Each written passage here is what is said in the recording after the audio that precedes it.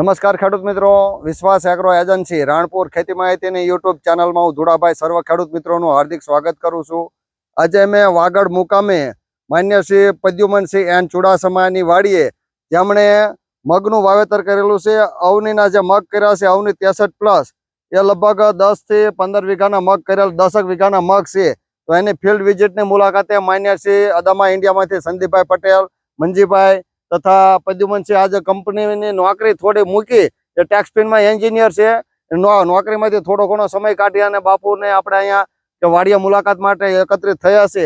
આ ઉપરાંત એમના ભાગ્યએ પણ મહેનત કરી છે. હા, અને એમણે લગભગ 15 થી 20 દિવસ પહેલા આ મગની પોઝિશન એવી હતી કે મગ એકદમ નાના અને એકદમ એટલા માંદા પડી ગયેલા હતા કે કુકડ લાગી ગયેલી હતી. ગુજરાતીમાં એવી કહેવત છે કે મગ રહ્યો એ માંદા માણાને બેઠો કરે, પણ મગ જો માંદો પડે તો એને બેઠા કરવો ખૂબ જ અઘરો હોય છે.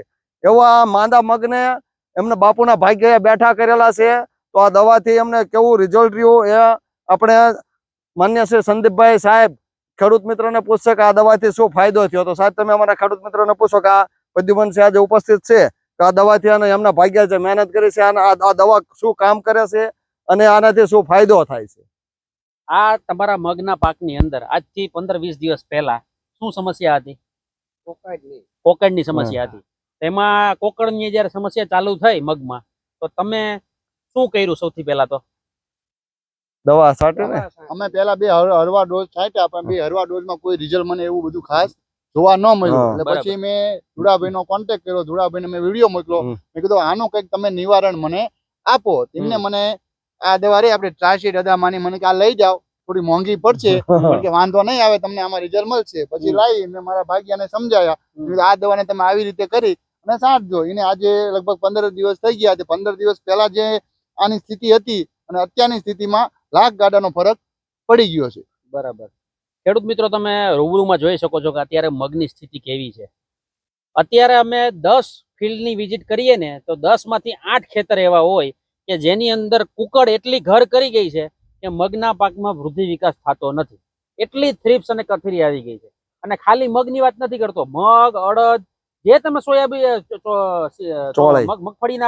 મગફળી સિવાયના જે કંઈ પણ ઉનાળુ પાક કરેલા છે બધાયમાં થ્રિપ્સનો એટેક ભયંકર છે.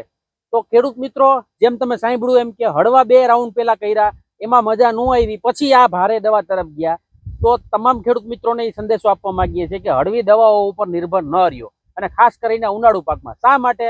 તો કે હળવી દવાને તમે રાઉન્ડ કરશો તો 50-60 રૂપિયા 70 રૂપિયાનો પંપનો ખર્ચો એકવાર કરશો, એવો 5 વખત કે 3 વખત તમે ખર્ચો કરશો તો પણ તમને એવું રિઝલ્ટ નહીં મળે જેવું તમે અદામા કંપનીની ટ્રાસીડ ટેકનોલોજીમાં જોશો. બરાબર? એટલે સરવાળે ખર્ચો આના કરતા વધારે થઈ જશે, પણ વળતર જે તમે કહેવાય, પરિણામ જે કહેવાય, એ આના જેવું તો તમને મળશે નહીં. એટલે તમામ ખેડૂત મિત્રોને વિનંતી કરીએ છીએ કે ઉનાળુ પાક તમારો કોઈ પણ હોય, જો એની અંદર કુકડનો પ્રશ્ન હોય, થ્રિપ્સ કથરીની સમસ્યા હોય કે ઈયળની સમસ્યા હોય, તો અદામા કંપનીનું ટ્રાસીડ પંપે 25 થી 30 ml નું પ્રમાણ છે, પણ ઉનાળુ પાકની અંદર આપણે 20 થી 25 ml ની ભલામણ કરીએ છીએ.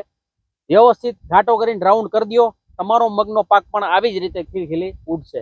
તમે જાતે જોયું, જાતે અનુભવ્યું, એટલે અમે કહીએ છીએ કે હળવી દવાઓ કરતા સારી અને વળતર આપે એવી દવાનો ઉપયોગ કરવાનો આગ્રહ રાખો.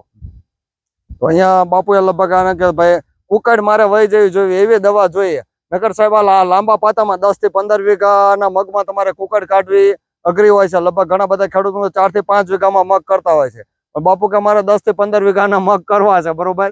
આ મગમાં અને જો હારી દવા હોય તો જ રિઝલ્ટ આપે. બાકી આના પેલા હળવા ડોઝ માર્યા તો એ કુકડ એટલી લાંબી કદાચ વહી જાય, પણ 2-3 દિવસમાં પાછી થ્રિપ્સનો એટેક ફરીવાર મારવી પડે. તો આ દવા લગભગ આ વખતે છાંટી, મને કે ઓલી દવા કે ભારે સારું કામ આપ્યું કે 15 દિવસ થયા છંટકાવ કર્યો છે, હજુ પણ કોઈ પણ પ્રકારની થ્રિપ્સ કે ચૂસ્યા જીવાતો જોવા મળતી નથી. અને હવે મગમાં ફાલ બેસવા તરફ જઈ રહ્યો છે. એટલે હવે બાપુને ખરેખર 100% આમાં સફળતા મળી જાય. આ ઉપરાંત એમના ભાગ્યએ પણ મહેનત કરેલી છે. કુકડ કાઢવી કે અઘરી છે. મગ માંદો પડ્યો હોય તો મગને એમને માંદો પડવો બેઠો એમને કે આ દવાથી કર્યો છે. તો આમ કેવું લાગ્યું તમને? સારું લાગ્યું ને? તો બીજાને ભલામણ કરશો આ દવા છાંટાય એમ. અને આવતા વર્ષે